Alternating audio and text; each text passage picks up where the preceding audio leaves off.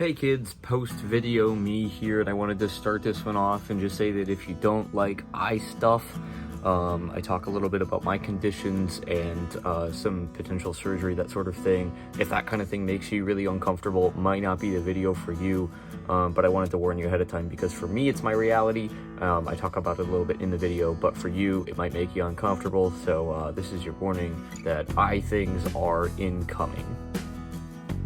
What's going on, guys? So I generally don't avoid the topic of vision on this channel, but what I will say is that I try to just talk about it casually with just about everything else I do, and I really don't like to make dedicated videos on it unless I have something specific to say. And going into tomorrow, that might be the case, so I wanted to kind of do a vlog before, do a vlog after, and talk a little bit about what's been going on. So, for those who may not know, I have a base condition called retinopathy of prematurity. I was born at 26 weeks, and so my retinas were underdeveloped in the first place, and I was placed in an incubator to help keep me alive, and that worked fantastically well. The problem with the incubator is that there was too much oxygen inside, and so what happened is that the blood vessels that are behind my eyes became too full and too oxygenated, and they burst.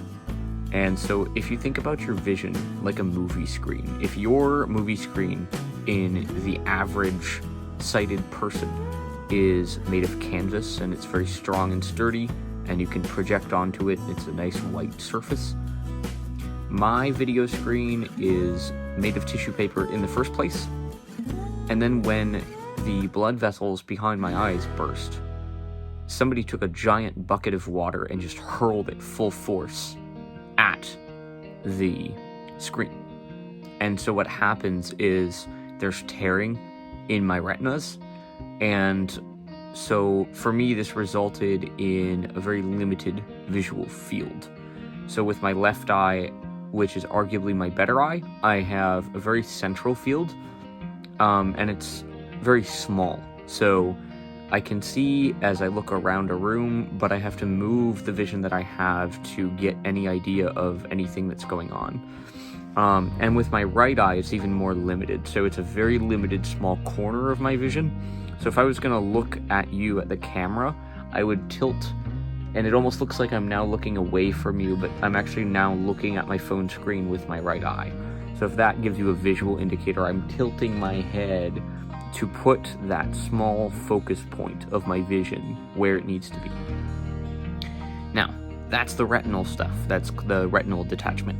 I also have cataracts and glaucoma, which are words that you may have heard before. I'll touch on the cataracts first. And they are basically a group of cells that are growing on the lens of the eye, and a lot of older folks get cataracts, but it's actually really common for people with ROP to also have cataracts. I have had cataracts for a good number of years at this point. I would guess about 5 or 6, but I don't have an exact timeline because for a good period of time I didn't have like great insurance and a lot of help to set up appointments and things like that, and so I didn't go for a while, and only really found out that they were more severe when I found out about the glaucoma. Now, glaucoma is pressure in the eye in various forms, and from what I understand about my specific glaucoma is that it was taking place at a very specific point in the eye that I want to say is towards your nose, and I think it's called closed angle glaucoma is the one that I had, which basically means that a valve in the eye that's designed to keep regulated pressure wasn't working properly, and so there was a big spike in eye pressure in my right eye, and I ended up actually having to get a surgery, and I do apologize, some of this can be a little bit much for some folks, so I will explain it, but I'll try not to go into too much detail. But basically they had to put a hole in my eye to allow pressure to escape so that it wouldn't build to the point where it would cause problems for me. And so those are my 3 conditions again: the retinal detachment, the cataracts that are growing on both of my eyes, and then the glaucoma.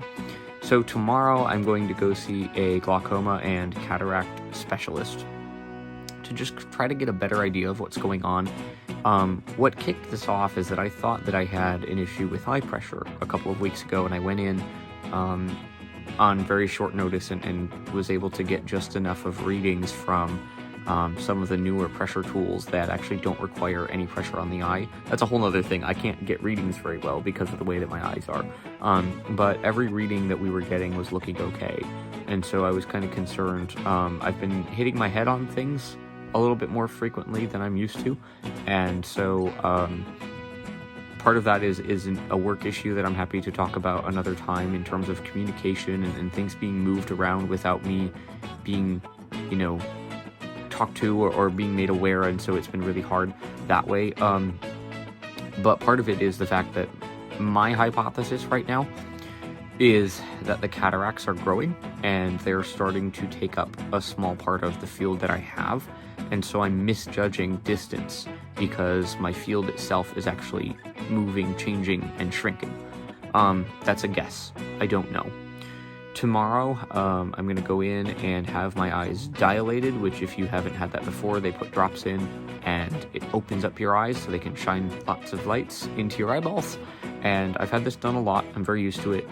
However, tomorrow my goal is to try to get a picture of kind of a timeline. Most people with my condition specifically lose their vision at some point in their lives, and it's not uncommon for that to happen in your late teens to early 20s.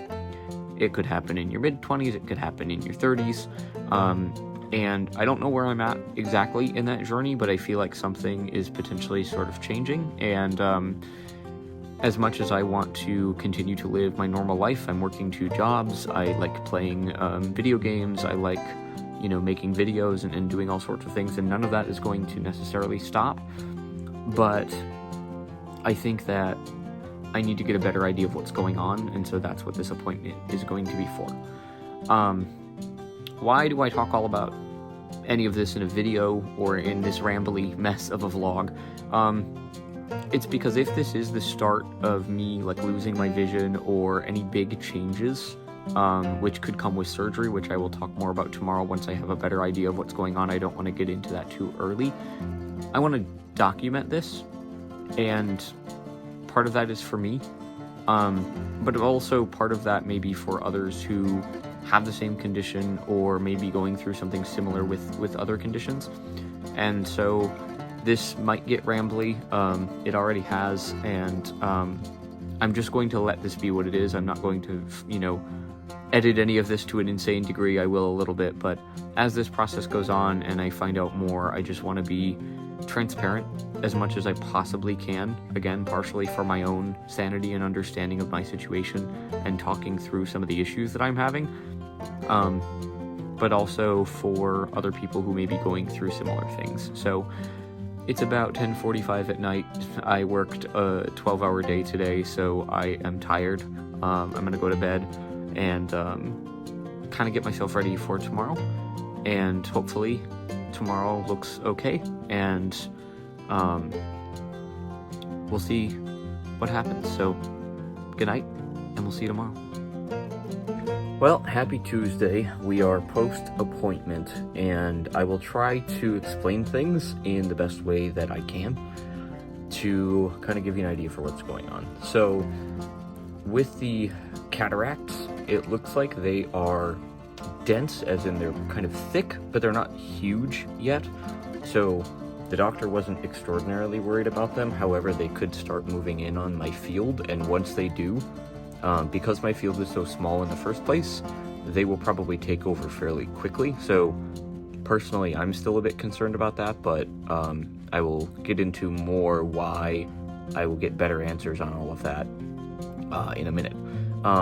The retinal stuff, he wasn't able to obviously see a whole lot, partially because he's a glaucoma and cataracts guy, not a retina dude, so he wasn't able to tell me much there, but it looks the same as always, at least from my understanding of what he was telling me. It's the glaucoma front where there is some concern. So when I was younger, I used to go to the Children's Hospital of Milwaukee, and I was always able to get both eyes dilated, which some of you may have done that at eye appointments before. They put drops in that make your eyes really big, and they let in a lot more light. And because of my set of conditions, it's often really hard to look into my eyes to get readings, whether that's from a digital tool or actually just with lights. And so the dilation was always necessary to get a better look, because I don't have a lot of control over my eyes. And so the dilation is a way to alleviate that somewhat. And like I said, when I was little, I was always able to get the eyes dilated, and it was never a problem. However, with the glaucoma, I had a surgery in my right eye that basically put a pressure valve so that the glaucoma and high pressure would never be able to get to an extreme point. I did not have that surgery in the left eye because that wasn't a concern. However, if you put those eye drops in my left eye, if you think about it as blowing up a balloon, there's pressure in the eye when that happens, and so there would be a risk of that pressure getting to be too high and starting to cause other problems in my eye. And so they want to do the same surgery that I had in my right eye, this time in my left, and that will allow them to, post-surgery, dilate both eyes, kind of get a better look at what's going on, and kind of go from there. I don't want to do it, but I think it makes sense. That surgery is not comfortable at all. It involves a laser and your eyeball, and I will kind of leave it at that for those who might be a little bit uncomfortable. I apologize. These things are very normal to me, so for those of you who may be uncomfortable, I don't mean to make light of that or anything, but this is just the situation I'm in, so for me it's very matter of fact to kind of talk about the details. So it's not a big surgery, it's not intense, there's not a lot of risks necessarily, but anytime they're messing around with your eyeballs with lasers, it's a little bit much, at least for me. So I understand the point, and I think it does make sense for my eye care going forward, especially because I really want to get an idea for where those cataracts are, what's going on with the retinas, and I also had another thing called keratoconus, which basically means my corneas in my eyes were a little funny shaped and had some things going on that involved some blurry vision a few years ago, that sort of thing. So lots and lots of moving pieces. I know this is rambling and doesn't make a lot of sense, but I'm gonna go in for the surgery next Tuesday. Should be pretty fast. I don't think there's a lot of recovery time for it, but I'm not sure. I don't really remember the specifics on the last time that this was done, so yeah, that's the plan at this point. And I think I'm gonna kind of cut this here and make this one video, and then after the surgery, and when I have an idea for what's going on, hopefully I can kind of continue. Like I said, this is more to document what's going on and talk a little bit about it in a very open way. So hopefully this makes sense. If you have any questions for me, I'm happy to answer them, because I would rather people know if you have a question. So please don't hesitate to use this as a space to learn and ask any questions that you might have. Appreciate you guys checking this one out, and we're gonna keep rolling. We're gonna keep doing the vlog kind of thing as we go through this, and we'll go from there. So appreciate you checking it out, and we'll see you soon. Peace.